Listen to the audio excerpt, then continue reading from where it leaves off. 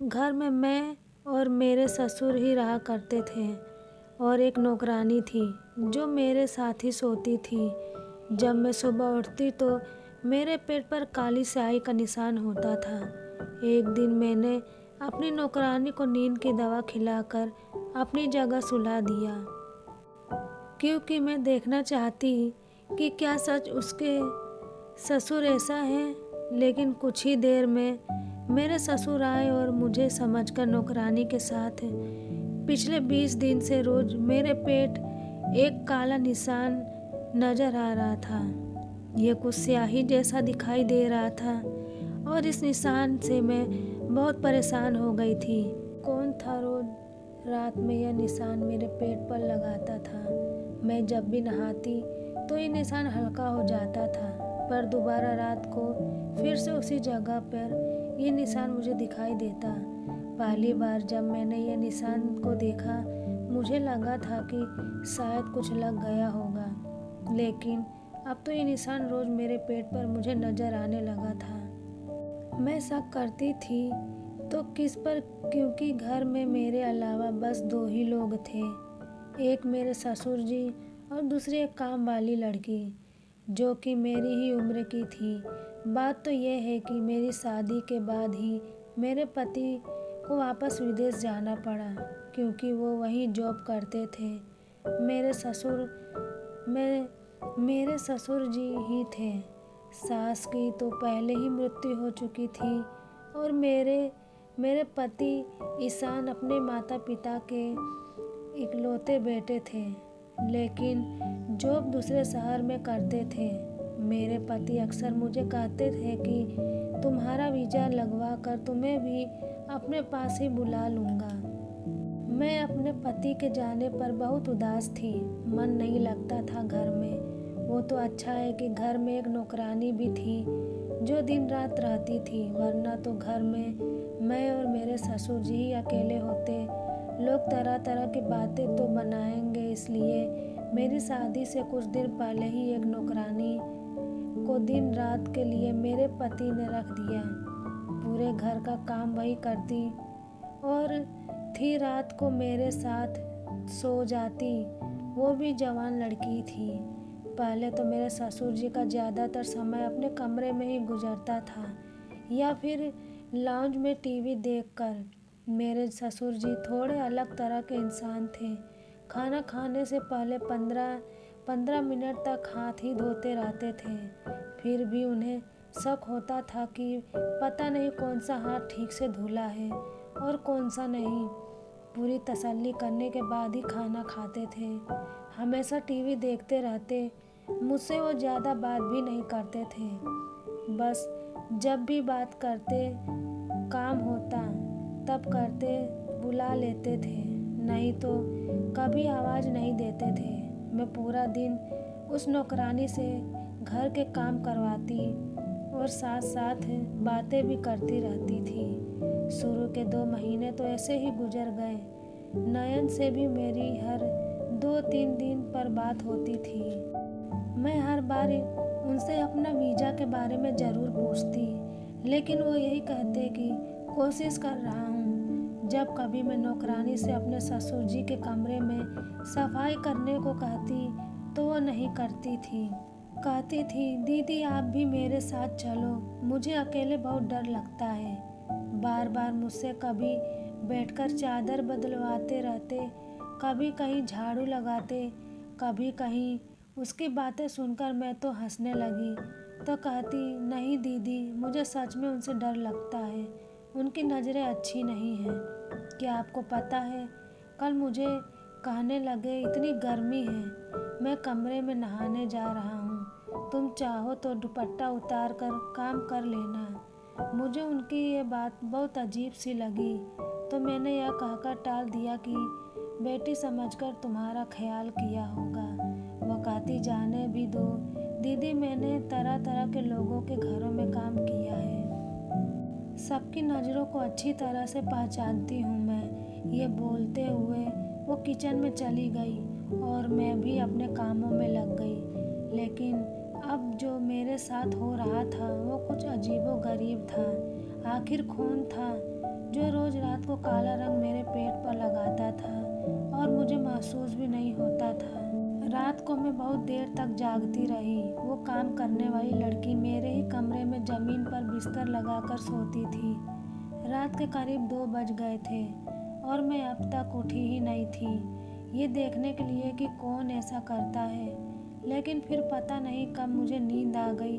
पूरा दिन घर के कामों की वजह से मैं इतना थक जाती थी कि पूरी रात लिए उठना बहुत मुश्किल था। एक दिन तो मेरे होश ही उड़ गए जब मैंने अपने ससुर जी को उंगली से किसी खाली जगह पर कुछ लाइनें खींचते हुए देखा।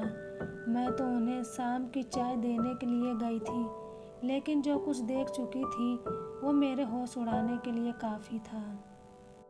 जब उनकी मुझ पर नज़र पड़ी तो पहले तो मैं घबरा गई और मुझे देखते ही वो गुस्से से बोले, तुम बिना पूछे क्यों मेरे कमरे में आ जाती हो? क्या तुम्हें किसी ने यह तमीज़ नहीं सिखाई कि दरवाजे पर पूछकर इजाज़त लेते हैं? पहली बार उन्होंने मुझसे इस लहजे में बात की थी। मेरा तो रंग फीका हो गया था और मैं वापस पलट गई और सीधा अपने कमरे में आ गई। अब तो मेरे दिल की धड़कनों का यह आलम था कि जैसे सीने में दिल निकल रहा हो। मेरे पेट को निशान अब तो मेरे दिमाग में घूम रहा था। तो क्या वो निशान मेरे ससुर जी ने लगाए हैं? दिल ये मानने को तैयार ही नहीं था। वो तो मेरे पापा की जगह है, मैं ऐसा कैसे सोच सकती हूँ? लेकिन हकीकत थी कि मेरे पेट पर जिस तरीके की स्याही का निशान होता था, मेरे ससुर भी उसी रंग की स्याही से कागज पर कुछ लकीरें खींच रहे थे। एक दिन मैं अपने कमरे से निकलकर किचन में गई तो मेरे ससुर जी नौकरानी के बिल्कुल पीछे खड़े थे। वो बड़े ही आराम से बर्तन धो रही थी, उसके बहुत करीब थे। मुझे ये बात बहुत अजीब सी लगी। इसका मतलब कि नौकरानी उस दिन ठीक कह रही थी कि मेरे ससुर जी की नज़र और नीयत अच्छी नहीं है। मैं किचन में चली गई और मैंने अपने ससुर से कहा कि पापा आप यहाँ क्या कर रहे हैं, क्योंकि मैंने उन्हें आज से पहले कभी किचन में नहीं देखा था। वो मेरी आवाज़ पर बुरी तरह से हड़बड़ाए, मुझे किचन में देखकर कुछ अलग सा व्यवहार करने लगे। इतने में मेरी आवाज़ पर वो नौकरानी भी बर्तन धोना छोड़कर मुझे देखने लगी। वो भी शायद मेरे ससुर के वहाँ होने से बेखबर थी। अजीब नज़रों से हम दोनों को देख रहे थे। वो मैंने नौकरानी को नज़रअंदाज किया और ससुर के किचन में आने की वजह पूछने लगी तो वो कहने लगे कि मैं इस नौकरानी की छुट्टी करवा दूंगा। ये झाड़ू लगाकर बिना हाथ धोए बर्तन धो रही है, इसके हाथ गंदे हैं। वो परेशान सी हो गई, कहने लगी, साहब क्यों झूठ बोल रहे हैं? मैंने सबसे पहले हाथ धोए थे, उसके बाद ही किचन के बर्तनों को हाथ लगाया है। मेरे ससुर तो उस नौकरानी से बहस पर उतर आए, कहने लगे कि तुम झूठ बोल रही हो, मेरे बेटे के पैसे हराम के हैं क्या? तुम्हें तनख्वाह भी दूँ और तुम झाड़ू वाले हाथों से बर्तन धोती हो, यह तो मैंने देख लिया था, वरना न जाने तुम कब से गंदे बर्तनों में ही हमें खाना दे रही हो। मैंने अपने ससुर से बहुत कहा कि आप यहाँ से चले जाइए, मैं खुद नौकरानी से बात कर लूँगी, लेकिन वो मुझ पर भी गुस्सा करने लगे, कहने लगे तुम्हारी ही नरमी का नतीजा है, वरना मैं इस लड़की को 2 दिन में सीधा कर दूँ। मेरा बेटा परदेश में ना जाने कैसे कैसे अपना गुजारा करके घर पर पैसे भेजता है, और यह लड़की मुझे गंदे बर्तन में खाना देती है। आज से तुम ही मेरे बर्तन धो के मुझे खाना दोगी। उस पर चिल्लाते हुए आगे निकल गए। लड़की तो रोने लगी, कहने लगी, मुझे यहाँ काम नहीं करना, पैसे लेते हैं तो अपनी मेहनत के लेते हैं, हमने अपनी इज्जत नहीं बेच रखी है। जो यह साहब मुझे इतनी बातें सुना रहे हैं, वो भी गुस्से से नौकरानी छोड़ने को तैयार बैठी थी। मैंने उसे अपने गले लगाकर चुप करवाया। मैं ससुर जी के साथ अकेली नहीं रहना चाहती थी। मुझे यह हौसला था कि एक औरत मेरे साथ रहती है। अभी तो मैं एक परेशानी से निकल नहीं पाई थी कि मेरे पेट पर काली स्याही के निशान आता कहाँ से है।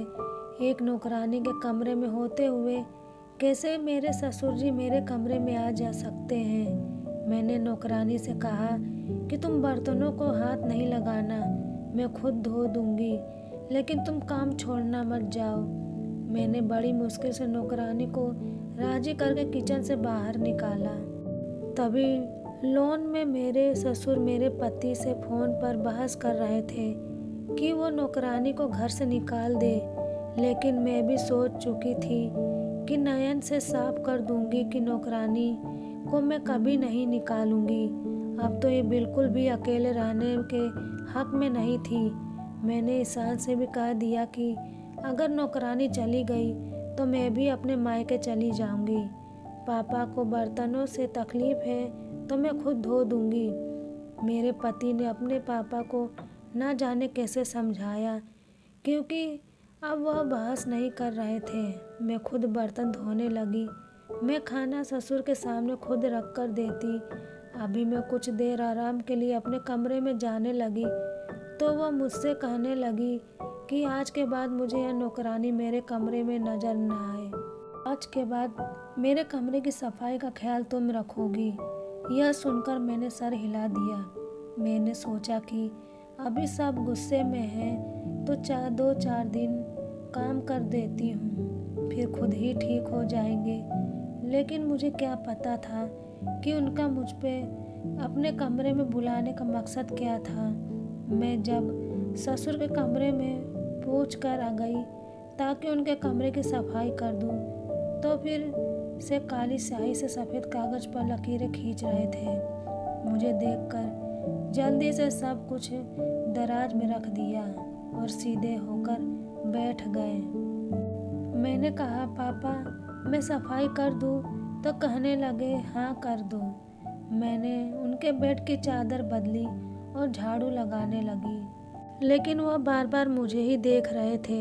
एक बार भी उन्होंने मुझसे नज़रें नहीं हटाई थी, और अगर वो यूं ही देखते तो मैं कभी भी सुकून से काम नहीं कर सकती थी। मेरे हाथ भी घबराहट के मारे कांपने लगे। मैं बार बार दुपट्टे से अपना चेहरा पर आने वाला पसीना पोंछ रही थी, साथ ही साथ कालीन पर झाड़ू भी लगा रही थी। मेरे ससुर कुर्सी से उठकर मेरे पास आ गए। वो मेरे सामने खड़े हो गए तो मुझे भी खड़ा होना पड़ा। मुझे कहने लगे, इतनी गर्मी है, तुम अपना दुपट्टा उतार कर झाड़ू लगा लो। मैं तो वैसे भी वॉशरूम में नहाने जा रहा हूँ, कमरे में कोई भी नहीं है। उनका इस तरह धीरे से बात करना मुझे तो हैरान हो रही थी। वो तो हमेशा तेज आवाज़ से ही बात करते थे। मुझे नौकरानी की बात याद आ गई। मैंने कहा, नहीं, मुझे अपना दुपट्टा पहनकर काम करने की आदत है। अभी मैं यह कह रही थी कि उन्होंने अपनी जेब से रुमाल निकाला और मेरे चेहरे से पसीना साफ करने लगे। मैं पीछे हटी, वो भी घबरा से गए और फौरन वो अपने हर कमरे के वॉशरूम में चले गए। मेरे दिल की हालत तो ऐसी थी कि धड़कन चलना ही भूल गई थी। मुझे तो अब अपने ससुर के कैरेक्टर पर शक होने लगा। मैंने जल्दी जल्दी उनके कमरे की सफाई की और कमरे से बाहर निकल गई। पूरा दिन मैं परेशानी में थी। रही बात रात की, तो जब मैं नौकरानी के साथ अपने कमरे में आई तो वो ज़मीन पर अपना बिस्तर बिछाने लगी। मैंने कहा, माला ज़रा इधर आओ, मेरी बात सुनो। मैंने सोचा मुझे नौकरानी से सारी बात बतानी चाहिए। वो अपना बिस्तर छोड़कर मेरे पास आकर बैठ गई। मैंने उससे कहा कि तुम जो कुछ भी मेरे ससुर जी के बारे में कहती हो, मुझे वो भी सच लगने लगा है। फिर मैंने उसे यह भी बता दिया कि रोज़ मेरे पेट पर काली स्याही का निशान होता है। यह बात सुनकर मुझे हैरत से फटी आंखों से देखने लगी। कहने लगी, दीदी मुझे तो आपके ससुर पर पहले से ही शक है। मुझे तो लगता है कि वो आप पर कुछ गलत भी कर रहे हैं। हमारे गांव में भी एक ससुर ने गलत करके अपनी बहू से शादी कर ली थी। उसका पति भी बाहर रहता था। नौकरानी की बात सुनकर मेरे होश उड़ गए। पहले तो साहब मुझे देखते रहते थे, और अब मेरी जब भी उन पर नज़र पड़ती तो वो आपको ही देख रहे होते हैं। मुझे भी निकालने के चक्कर में हैं, इसलिए तो बिना वजह मेरे हर काम में नुक्स निकालते हैं। मेरा जी तो यह सब सुनकर घबराने लगा है। मैं अपना कमरा लॉक करके सोने लगी थी। अब पेट पर निशान भी नहीं होता था। अब तो मुझे यकीन होने लगा था कि रात को ज़रूर मेरे ससुर ही मेरे कमरे में आते हैं। शायद कोई गलत काम भी करते हैं, लेकिन ऐसा कैसे मुमकिन था। जब से मैंने अपना कमरा बंद शुरू किया, मेरा ससुर मुझे घूर घूर कर देखने लगे थे, लेकिन मैंने परवाह नहीं की। कुछ दिन बाद ही मेरे ससुर तो मुझ पर चिल्लाने लगे, कहने लगे कि तुम अपने कमरे का दरवाज़ा क्यों लॉक करती हो। मेरा बेटा तुम्हें मेरी जिम्मेदारी पर छोड़ कर गया है। मुझे इस नौकरानी पर बिल्कुल भरोसा नहीं है, इसलिए खुद आकर बार बार कमरे में झांकता हूँ कि कहीं यह कुछ चुरा कर भाग न जाए। मुझे तो अपने ससुर की बात का भरोसा नहीं था। मैंने रात को ईशान से कह दिया कि मेरे वीज़ा का जल्द से जल्द बंदोबस्त करो, मुझे इनके पास जाना है। जो बात मुझे ईशान ने बताई, यह सुनकर तो मेरे रोने का मन कर रहा था। कहने लगे कि पापा ने मुझे तुम्हारा वीज़ा लगाने से सख्ती मना किया है। कहते हैं कि बहू को बाहर नहीं भेजूंगा। मैं यह सुनकर रोने लगी। मैंने कहा नयन, मुझे यहाँ नहीं रहना, या तो आप वापस आ जाओ या मुझे अपने पास बुला लो। कहने लगे बस 1 साल की बात है, मैं वापस आ जाऊंगा, 1 साल के लिए रह लो। मैं इस बात पर भी नहीं मानी थी, लेकिन ईशान अपनी मजबूरियां बताने लगे। 1 साल के बाद उन्हें पैसा मिलने वाला था, अगर अभी आ गए तो नुकसान हो जाएगा। मुझे अपनी चिंता होने लगी थी कि ना जाने वह क्या चाहते थे। मैं तो अब सांस भी नहीं ले सकती थी। अब तो उन्होंने अपने सारे काम मुझसे करने शुरू कर दिए थे। जिस दौर से मैं गुजर रही थी वो मैं ही जानती थी। अब तो वो हर बात पर मुझे बुलाने लगे। मैं अपने कमरे में दोपहर को आराम करने जाती तो एक हंगामा मचा देते।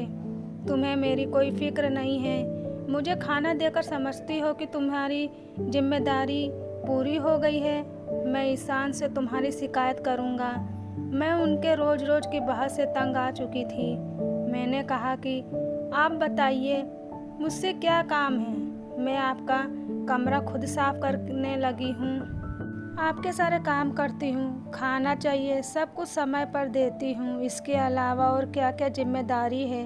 वह कहने लगी कि तुम मेरे पास बैठकर मुझसे बात ही नहीं करती, मुझे समय नहीं देती। यह मेरे लिए एक चौंकाने वाली बात थी कि मैं बैठकर उनके साथ बात करूं। भला मैं उनसे क्या बातें कर सकती थी। उन्हें खुद ही यह सोचना चाहिए था। ना ही उनका कोई दोस्त था कि वो घर से बाहर जाते या कोई दोस्त घर आए।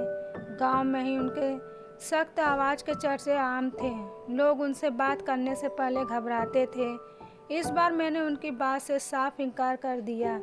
मैंने कहा कि आपको मेरी शिकायत लगानी है, शौक से लगाइए, लेकिन मैं आपके साथ बैठकर बातें नहीं कर सकती। एक बहू होने के नाते मैं जो करती हूँ वो मैं कर रही हूँ।